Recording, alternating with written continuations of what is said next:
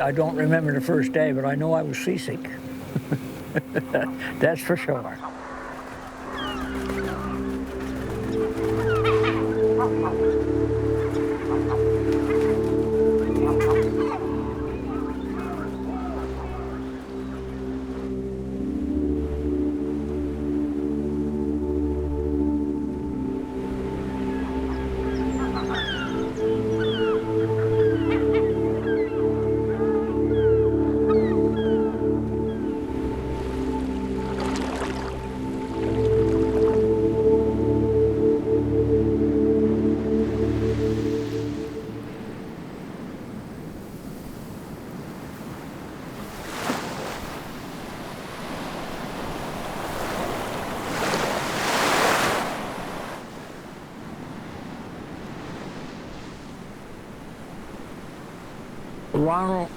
Ronald W. Ingraham.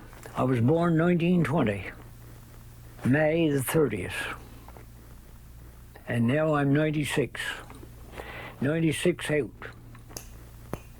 And I was 81, I think, was when I quit fishing.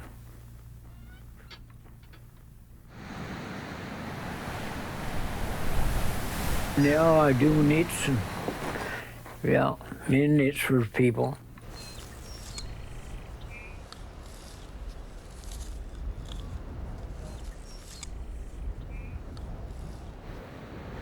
When I came here back in the 40s, Newfoundland was under Britain, but you could come in Canada and go fishing anywhere at all, no problem. But for the work ashore, you just couldn't. So anyway, I come over. The fella, he said, where are you going? I said, I'm going to Montreal. Well, he says, all froze up there. I said, yes, I know it's froze up, but surely it's going to melt sometime. He asked me different questions, and he said, how much money you got onto you? Well, I said, I got $350. And back in the 1940s, that was, quite a bit of money. And, well, certainly, give me your purse. So I give him my purse. He carried out my money, so I wouldn't lie to him anyway, so. And I had this card here. Give me a card. So I give him the card, because this is what you get in Port of Bass, this card, when you go aboard the boat.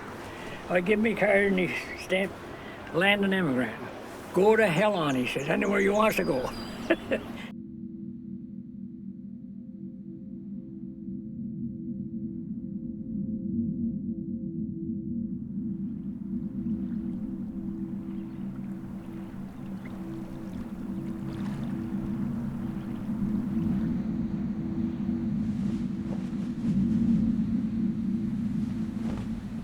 At that time, you never seen no money, very little. Fish was all sold to the merchants, and you got a slip of paper, how many pounds that you had and all this stuff.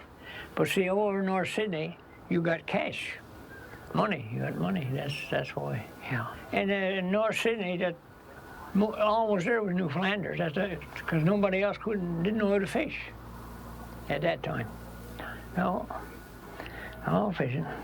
And oh my Lord, the boats, North Sydney, well, boats from Lunenburg, they used to come in there too. And now there's nobody now, nobody fishing it now, hardly. Oh, just a few lobster fishermen, that's all.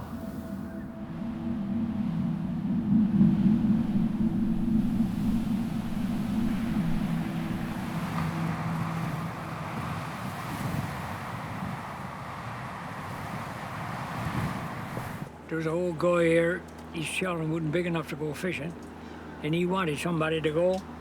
So I come over, and I went there and I met my wife, and 2 years after that I got married. I asked someone to sell me a piece of land. So anyway, yeah, sold me 75 feet of frontage right to the water. And that winter I stayed over, and I went and I cut the frame for the house, and the next year, you couldn't get no cement or nothing, didn't, because the war was on, and everything was so. But anyway, I had on blocks, made blocks and put it on.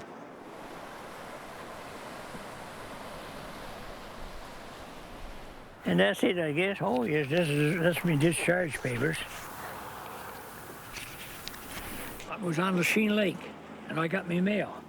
So I opened it up, this brown envelope opened up, and that's what it was, for the whatever, the service. So I went up to the old skipper and I said, look, I'm leaving. Well, what'd you leave for? Well, I said, look, I showed him the letter. Look, he said, we got to have men to run this boat, those boats, he said, and I'll put you ashore on the first lock. He said, and you go and find a doctor and we'll wait for you up to the last lock. I said, all right, sir. And so I got ashore, and my God, I don't know how long I was before I found a doctor. I asked different people, oh, they didn't know where our doctor was at. But anyway, I kept going, and I found a doctor. But I would have joined the Navy. I wouldn't have went in the Army. I wanted to be on the water. Yeah. So then I come back in and I went fishing again.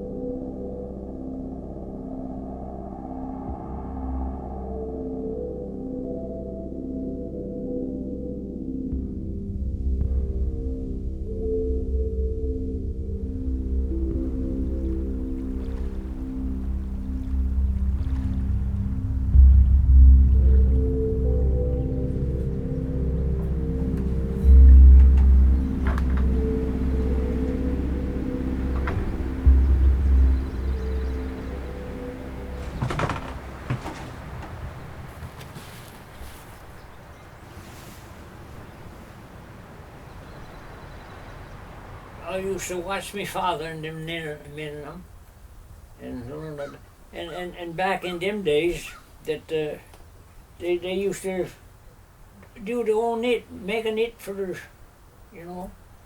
make it right out, knit it all. But now they don't do that. They buy them all now. Yeah. Oh shoot! And my old fingers now is not like they used to be. If you go wrong, that's it. You got to find a place where you made a mistake. You run of a year, I imagine I might do 100. I don't charge nobody. If I was charging, I'd have to sit down and, and do it right. But I get lots of fish. Give me lobsters, crabs, and you name it. Whatever they catches, they give me. Yeah.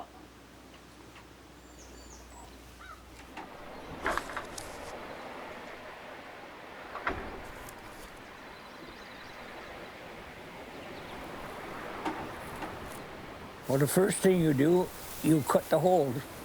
So, now there's the tree lag there, and there's another tree lag here.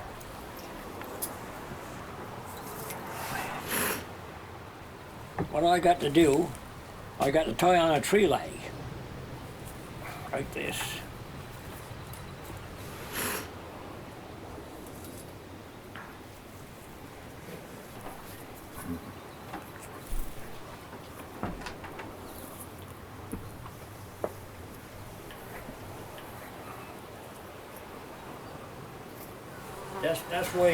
That's what they call how they hangs. It looks right square mesh, but if they're not done right on the head rope, this is the head rope, that they won't hang.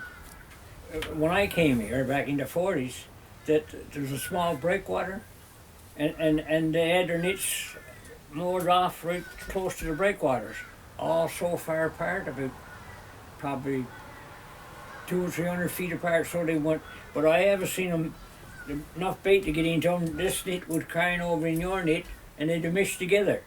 You'd have to tear it apart, and yeah. But now they go off 4 or 5 miles. Well, they got so much equipment aboard, they know right where the nets is at and everything.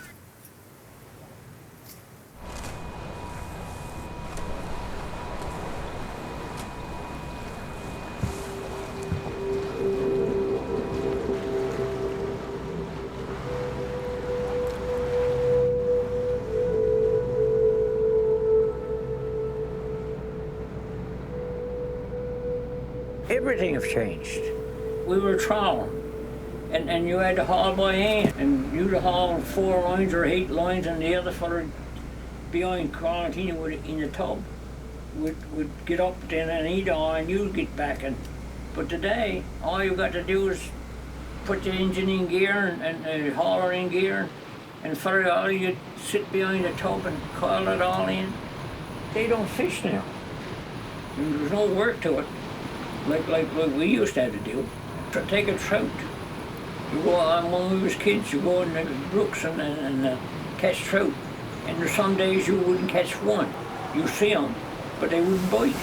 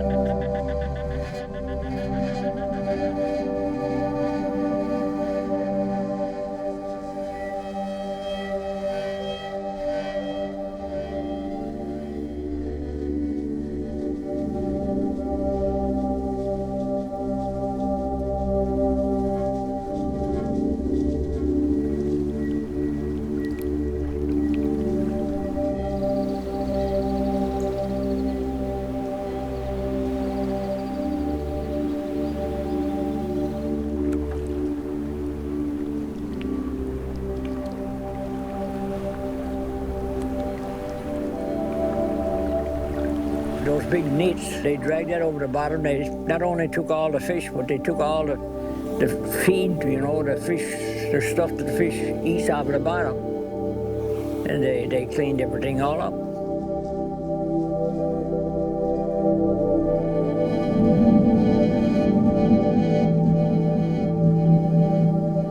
But it's going to take a long, long time for it to come back, I think.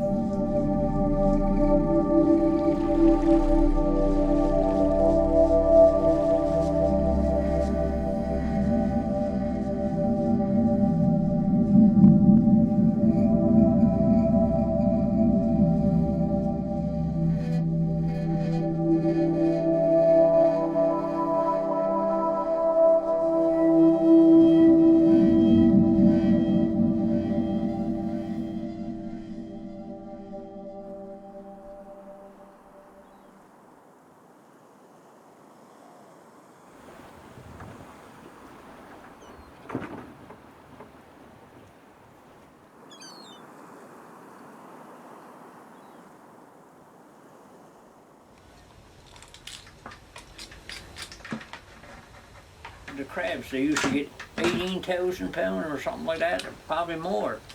And last year they cut it down to 8,000 pounds. Said there was no crabs out there. And they went out the first day, some of them had to dump the crabs. They, over too much, and this year again the same way. Half of them is they're that far gone that they don't survive. Because a codfish, I know when I was codfishing, you know, a codfish would come off your trough and he would float up. And you see him floating up, and he wouldn't get back to the bottom no more. He'd just float and drift away, and the seagulls would. So I imagine halibut is the same thing. Well, I don't know, and I think there's going to be a time when you ain't going to be able to catch codfish or nothing.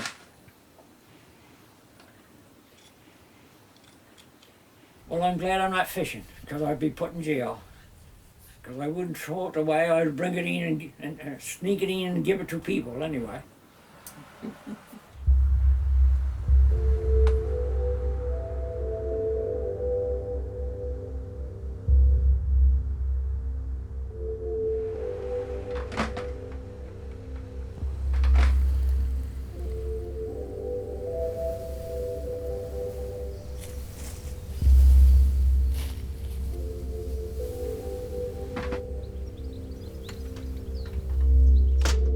When I get another 4 years, I'm going to retire. I'll be 90, 100 years old, so I'm going to retire.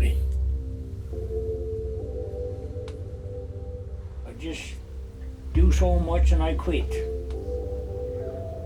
And then I go back at it again, see?